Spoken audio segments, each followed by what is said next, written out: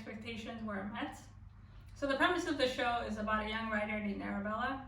She goes out one night with her friends and somebody spikes her drink. She wakes up in the morning, she doesn't remember a thing, and the 12 episodes that follow are basically about recapping the night of. So before we start, I was very excited for this, mainly because a lot of stories about trauma, especially in television, revolve around the criminal, catching the criminal, trying to figure out who did it. Very rarely do we see the victim's perspective. They're all kind of painted, along the same brush. So I was very curious to see how they would structure the show. Would it be about catching, whoever did this horrendous crime, or is it more going to be about the victim and how they recover from this horrible event? So the episode starts, with an invitation. She's in Italy, she's waving her boyfriend goodbye when she gets a text message saying, "Do you want to go out?" It is this text message that starts off this whole nightmare. So Arabella, as I said, is a young writer. She's not Stephen King, she's an up-and-coming writer. My impression is she's written something that's been a hit in London, like some type of young adult novel or something like this, and clearly she's doing well. Like she gets stopped on the street. People are like, "Oh, I love this," and they're quoting her like line for line as if she's Drake or something, so this is good. So the nightmare begins when she has two options. So the first option is she can stay in and finish her manuscript. She has something due the next day, like she has a lot of work preoccupation. And this is important to know because the episode starts off in this kind of romantic phase, like she's with her boyfriend in Italy. Her company basically paid her to go to Italy to write a manuscript that she never wrote, so now she's playing catch up. But before the incident, you see flashbacks, you see of her time in Italy, she has a boyfriend or someone like this, and the impression you get is that she was really living her best life, especially her trip to Italy. You'll see little flashbacks, you'll see little things, and this was, in my opinion, really to emphasize possibly the beginning of the end, and also to emphasize what kind of person Arabella is. She's a free spirit. She's someone who doesn't take herself too seriously. She's fun-loving, very trusting, just a very, very easygoing, chill, very chill person, a drama-free person. The second option is to, accept this invitation and go out. And all I have to say is, with friends like these, who needs enemies? So the minute, the show is kind of laying a weird foundation, but the minute we meet this friend of hers, I automatically don't like him. So reluctantly, Arabella decides to go out, and it's this decision that pretty much opens up the doors of hell. And her friend in question is a man named Simon. We don't know much about him because it's only one episode, but from what we can gather, he's a guy who cheats on his girlfriends. And so she meets up with Simon, and she's a cool friend. She's not gonna snitch him out. Goes out with her friend Simon. She's not really sure, again, who she's meeting up with. All her trust is in this one friend, the person who sent the invitation. And she's just kind of going with the flow. And you'd be lying if you said you didn't have a night out like that. You get invited out and you just kind of see where it goes. So she goes out, and the only person that she knows in this group of friends is this guy who invited her out, this Simon guy. And I was watching this like it was Law and Order SVU. So this scene, that pretty much triggers all this is they're in a club. The only person she knows, mind you, is this Simon guy. And I think he spiked her drink. There is a scene where, I'm not sure. So either her friend spiked her drink or one of these strangers at the table spiked her drink. And the sequence of events is really quite terrifying, and it's really sad. She's dancing with these people, and then kind of over the course of the night, she's blacking out way too quickly. She's dancing at the walls, she's stumbling out. People are looking at her like she's a pariah, she's just, oh, look at that horrible person who can't hold their liquor. And this is also important to note because they couldn't really tell she was spiked. They just assumed she was really, really drunk. And think about that. Would you be able to tell the difference if someone was just, oh, maybe they're blackout drunk, or maybe they were spiked?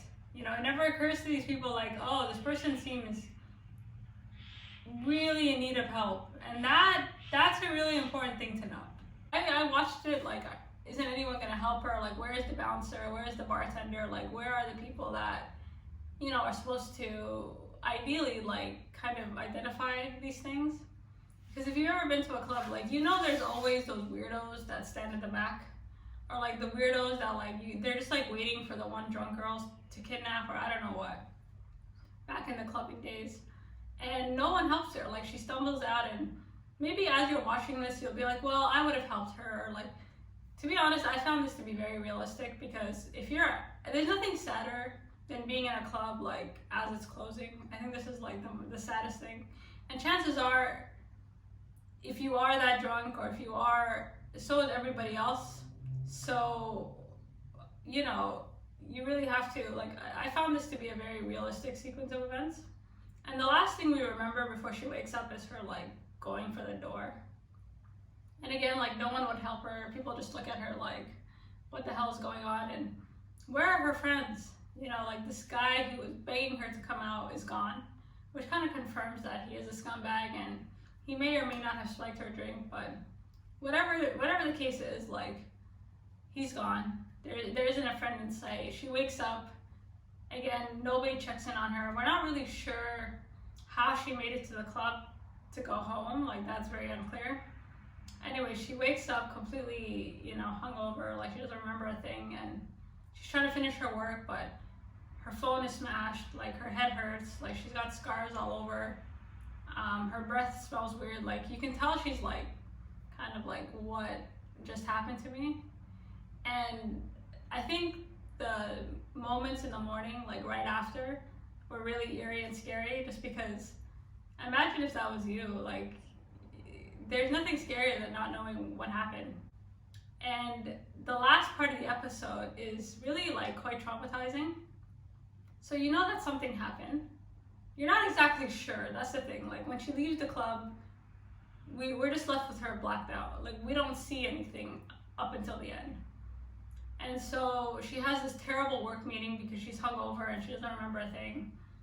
And she's really like kind of in a daze. Like, you know, she's kind of walking around London trying to figure out like where she lives again. Like her memories is skewed. Like, you can tell, like, she can feel like there's something wrong. And in your heart, you know when something's wrong. And at the end, you get this very violent flashback. So this is a disclaimer if you haven't watched it. And the violent flashback basically confirms that she was raped, or like something very terrible happened that night. And then the episode ends just like that. And like, wow.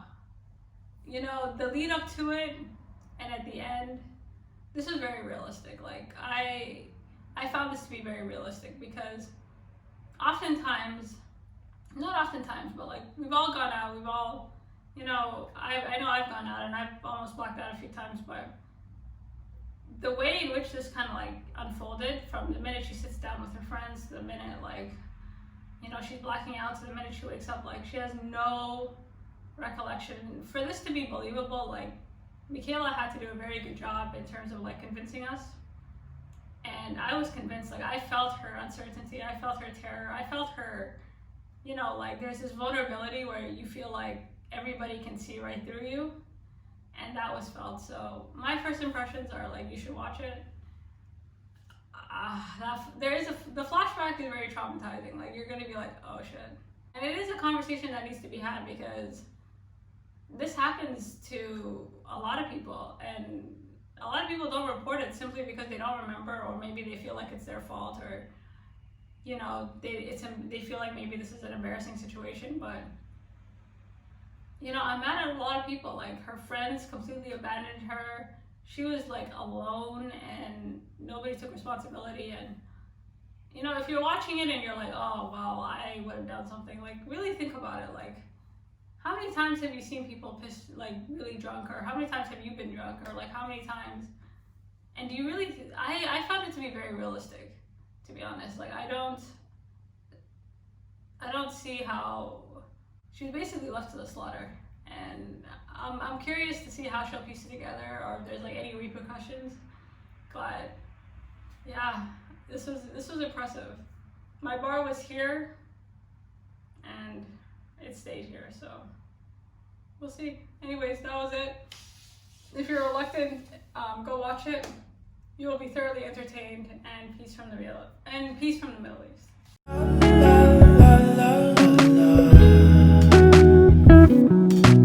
Let her know, I gotta let her know that she my white horse, she my medical. She like my baby mama, know how to take care of me.